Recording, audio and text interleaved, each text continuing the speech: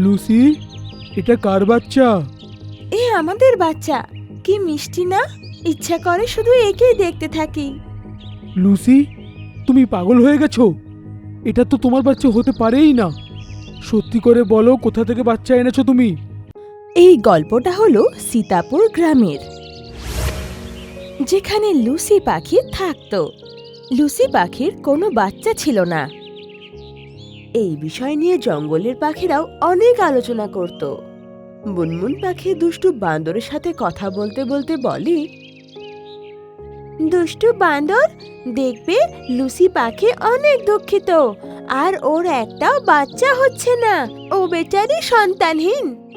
তুমি তো জানো মুনমুন পাখি, লুসি পাখি মা হতে পারবে না। প্রতিবার ওর সাথে কিছু না কিছু দুর্ঘটনা হয়েই যায়। অন্যদিকে লুসি পাখি নিজের বরকে বলে, শোনো গো, আমিও অন্য পাখিদের মতো মা হতে চাই।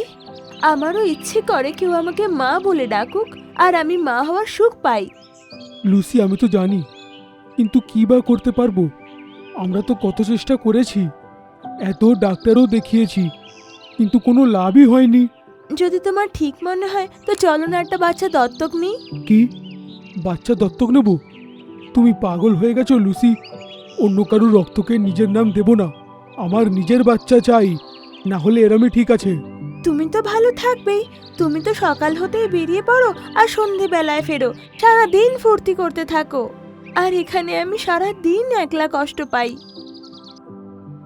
লুসি নিজের বরকে অনেক বোঝায়, কিন্তু ওর বর শুনতেই রাজি ছিল না। ও শুধুই নিজের মধ্যেই মেতেছিল। ওর লুসির প্রতি কোনো টানই ছিল না। একবার লুসি খাবার নিতে যাচ্ছিল, তো রাস্তায় ও একটা ডিম কোনাতে পড়ে থাকতে দেখে। ও ওটাকে দেখে থেমে যায়। আরে, এই ডিমটা কার? এটা তো বেচারা ফাটতে চলেছে। আর এর মা কোথায়? আমি বরং কিছুক্ষণ এখানেই থেকে যাই, যাতে কোনো জঙ্গলি জানোয়ার একে খেয়ে না ফেলে। লুসি পাখি অনেকক্ষণ ওখানে অপেক্ষা করে, কিন্তু কোনো পাখি ওখানে আসে না। যখন ডিমটার ফাটবার সময় আসে, তখন লুসি ভাবে, আমি এতক্ষণ ধরে বাচ্চাটার মায়ের অপেক্ষা করছি, কিন্তু এখানে তো কেউ এলোই না। আর এই বাচ্চাটাকে ছেড়ে যেতেও পারছি না। এখন আমি কি করব? চলো আরো কিছুক্ষণ অপেক্ষা করি। লুসি আরো কিছুক্ষণ অপেক্ষা করতে থাকে, কিন্তু ওই বাচ্চাটার মা আসেই না। আমি একটা কাজ করি, একে নিজের সঙ্গে নিয়ে চলে যাই, কারণ একে এখানে ছাড়া নিরাপদ হবে না। কাল আবার এখানে এসে ওর মাকে খুঁজবো। লুসি ডিমটা উঠিয়ে নিজের সাথে নিয়ে যায়, আর ওই রাতেই ডিমটা ভেঙে ওর ভেতর থেকে ছানা বেরিয়ে আসে। ওই ছানা সব থেকে প্রথমে লুসির মুখে দেখে, তাই ওকে নিজের মা মেনে নেয়। আরে, এই বাচ্চাটা তো কি মিষ্টি! আজ পর্যন্ত এত মিষ্টি ছানা কখনো দেখিনি। আমার সোনা, তোর যেন কারোর নজর না লাগে। লুসি ওই বাচ্চাটার মায়ের রোজ খোঁজ করে, কিন্তু ও তাকে কিছুতেই খুঁজে পায় না। এরপর লুসি ওকে খুব ভালো করে খাওয়ায় দাওয়ায়, আর মনে মনে ভাবে, মনে হয় এটা ভগবানেরই ইচ্ছা যে এই বাচ্চাটাকে আমি মানুষ করব আর এর মা হব। ভগবান আমার ইচ্ছাটাও পূরণ করলো। ভগবান, তোমাকে অনেক অনেক ধন্যবাদ। লুসি নিজের বাচ্চার নাম পরি পাখি রাখলো, আর ওকে খুব ভালোবাসলো। কিছুদিন পর ওর বর বাসাতে ফিরলো। আরে, এ কি? লুসি, এটা কার বাচ্চা? এ আমাদের বাচ্চা। কি মিষ্টি না, ইচ্ছা করে শুধু একেই দেখতে থাকি। লুসি, তুমি পাগল হয়ে গেছো? এটা তো তোমার বাচ্চা হতে পারেই না। সত্যি করে বলো, কোথা থেকে বাচ্চা এনেছো তুমি? তুমি এসব কি বলছো? ওকে ভগবান আমার জন্য পাঠিয়েছে। আমি কিছুদিন আগে যখন খাবার নিতে যাচ্ছিলাম, তখন একে ওখানে পেলাম। এর কেউ ছিল না, তাই একে সঙ্গে নিয়ে এলাম। লুসি, যার কারুর বাচ্চা উঠিয়ে নিয়ে চলে এলে, লজ্জা লাগে না তোমার? আর এখন তুমি দেখো, একে পুষছো। তোমার সাহস কি করে হয় একে অন্য কারোর বলার? এটা আমার বাচ্চা। তখনই পরি পাখি দাঁড়িয়ে সব কিছু দেখে, আর নিজের মায়ের পেছনে গিয়ে লুকিয়ে পড়ে। এই, কোথায় লুকোচ্ছিস? চল চল আমার সাথে, তোকে তো বাইরে ফেলে দিয়ে আসবো। নোংরা নর্দমার জিনিস, কে জানে কার বাচ্চা, এই জন্য তোর মা তোকে ছেড়ে চলে গেছে। তুমি আমার বাচ্চাকে হাতও দেবে না। তারপর লুসির বর পরি পাখিকে হাত দিতে যায়। তখন লুসি পাখি ওর হাত সরিয়ে দেয় আর বলে, তুমি আমাকে এখানে ছেড়ে চলে যাও। তুমি তোমার ফুর্তিতেই ব্যস্ত থাকো, আমাদের তোমার দরকার নেই। আর আমরা একটা কাজ করি, আমরাই আলাদা নিজে একটা বাসা বানিয়ে নেব। আজ থেকে তোমার আমার সম্পর্ক শেষ। লুসি পাখি ওখান থেকে নিজের বাচ্চাকে নিয়ে উড়ে যায় আর নিজের আলাদা বাসা তৈরি করে নেয়। মা, মা, তুমি কি আমার আসল মা নাও? আর ওই পাখিটা বলছিল সেটা সত্যি? আমি কি তোমার মেয়ে নই? মা, তুই এসব কথা নিয়ে এত ভাবিস না। বাস এটা মনে রাখ, আমি তোর মা, আর তোকে কেউ আলাদা করতে পারবে না আমার থেকে। এরপর লুসি পাখি আর কোনোদিন নিজের বরের কাছে ফিরে আসে না। আর ও নিজের বাচ্চাকে অনেক অনেক ভালোবাসা দেয়, আর ওকে নিজের থেকেও কোনোদিন আলাদা করে না। আর পরি পাখিও নিজের মাকে খুব ভালোবাসে, আর ও লুসি পাখির খুব সেবাও করে। আর লুসি ওকে কোনোদিন কোনো জিনিসের অভাব হতেই দেয় না। আরে বাহ, কত সুস্বাদু আর বড় ডিম! বলে নিজে হাঁ করে একটা ডিম খেয়ে ফেলে। আহা, আজ তো লটারি লেগে গেল ভাই। এটা বলে ও দ্বিতীয় ডিমটার উপরও হামলা করে আর সেটাও খেয়ে নেয়। বাহ, মজা এসে গেল আজ তো। এখন আমি শিগগিরই গিয়ে নিজের গর্তে ঢুকে পড়ি। সঞ্জয় বন একটা খুবই সুন্দর জঙ্গল ছিল। এখানে অনেক বড় বড় সবুজ গাছ, পাহাড় আর পুকুর ছিল। সেই পুকুরে কিছু হাঁসের দল থাকতো, আর সব পশুরা সেই পুকুরে জল খেতে আসতো। সেই পুকুরে ডাক আর ড্রেক নামের একটা জোড়া ছিল। একদিন ড্রেক পুকুরের পাশে তাদের বাসায় দুটো ডিম দেয়। ডাক আর ড্রেক তাদের দুটো ডিম দেখে খুব খুশি ছিল। ওরা তাদের খুব যত্ন করা শুরু করে। পুকুরের কিছুটা দূরে একটা সাপ তার গর্তে থাকতো, আর ওখান থেকে ও সবার উপর নজর রাখতো। যখন সাপের নজর ওই বাসায় রাখা ডিমের উপর পড়ে, তো ও খুশি হয়ে যায়। আরে বাহ, কি বড় বড় ডিম রে! যদি এটা আমি খাবার সুযোগ পাই, মজা এসে যাবে। একবার দুজন খালি এখান থেকে যাক। যখন সন্ধে হয়ে যায়, তো পুকুর পাড়ে এক ঈগল আসে জল খেতে। তারপর সেই হাঁসের দল আসে। আরে ডাক আর ড্রেক, এটা কি তোমাদের ডিম? হ্যাঁ, আজ সকালেই তো পেরেছি। ও, এই জন্যই সকাল থেকে তোমরা পুকুরে কোথাও দেখা দিলে না। হ্যাঁ, তাই সকাল থেকে এদের দেখাশোনা করছিলাম। তার মানে দুপুর থেকে কিচ্ছু খাওনি? এখনো কি খিদে পাচ্ছে না?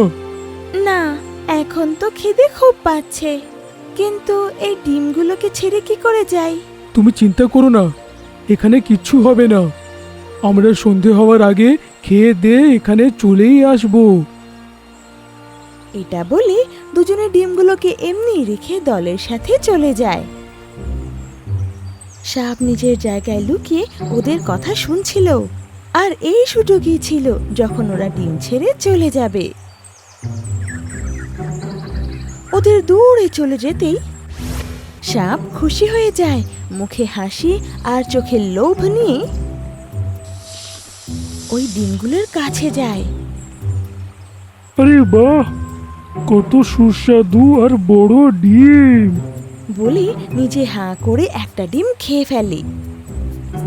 আহা, আজ তো লটারি লেগে গেল ভাই। এটা বলে ও দ্বিতীয় ডিমটার উপরও হামলা করে আর সেটাও খেয়ে নেয়। বাহ, মজা এসে গেল আজ তো। এখন আমি শিগগিরই গিয়ে নিজের গর্তে ঢুকে পড়ি।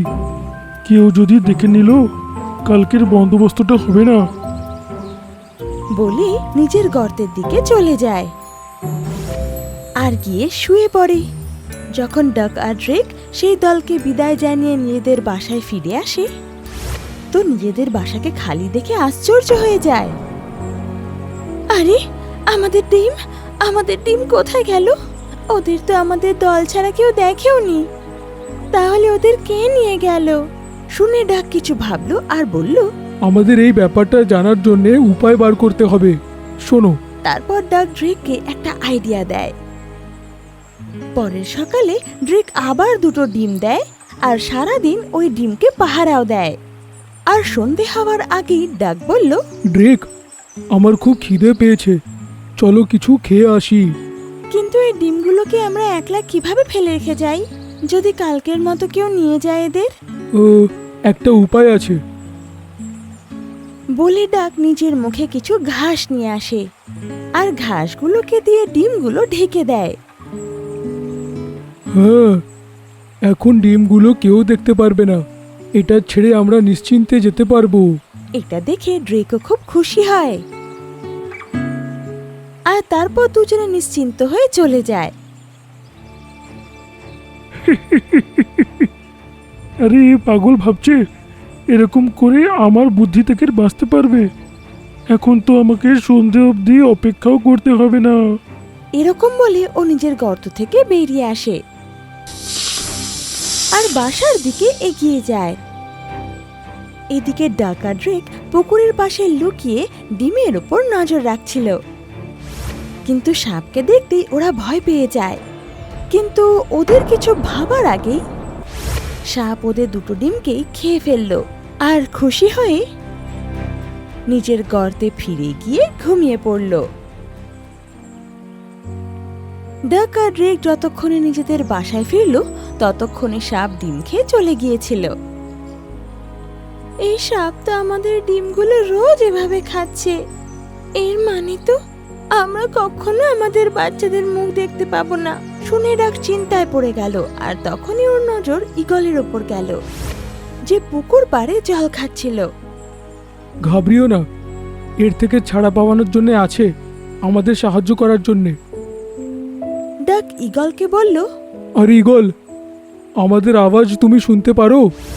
হ্যাঁ, কেন না, বলো ডাক। ডাক ওকে ওদের ডিম আর সাপের ব্যাপারে সব বলে দিল। আর সাপের কাণ্ড কারখানা দেখে ঈগল রেগে বলল, সাপ তো এমনিতেও আমার পছন্দের খাবার, আমি ওকে ওর সঠিক জায়গায় পৌঁছে দেব। তারপরে দুজনে মিলে ঈগলের সঙ্গে প্ল্যান বানায়। পরের দিন আবার ড্রেক দুটো ডিম পাড়ে আর তখনও সাপ তাদের উপর নজর রাখছিল। আমার মনে হয় কোনো জানোয়ার আমাদের বাসার ঘাস খেতে গিয়ে ডিমটাও খায়, তাই জন্যে আজকে আমরা এরামই রেখে দিয়ে চলে যাব। শুনে সাপ হাসতে লাগলো আর বলল, তুমি ঢেকে যাও বা এলো করে যাও, আমার হাত থেকে বাঁচতে পারবে না। ডাকা ড্রেক ডিমগুলোকে এমনি রেখে চলে গেল আর সেখানে লুকিয়ে গেল যেখানে আগের বার লুকিয়েছিল। ওদের প্ল্যান অনুযায়ী ঈগল পাশেরই একটা গাছে লুকিয়েছিল। এখনই আসছি আমার সুস্বাদু ডিম। এটা বলে সাপ নিজের গর্ত থেকে বেরোয় আর ডিমের দিকে এগিয়ে যায়। যেই ও ডিমের কাছে পৌঁছালো, তো ঈগল দ্রুত তেড়ে এসে ওর ওপর ঝাঁপিয়ে পড়ল। সাপ ডিম খাওয়ার জন্য যেই ওর মুখ খুলল, ঈগল ওকে ধরে ফেলল। ঈগল নিজের ঠোঁটে ওর ঘাড় কামড়ে ধরে ওকে দূরে উড়িয়ে নিয়ে গেল।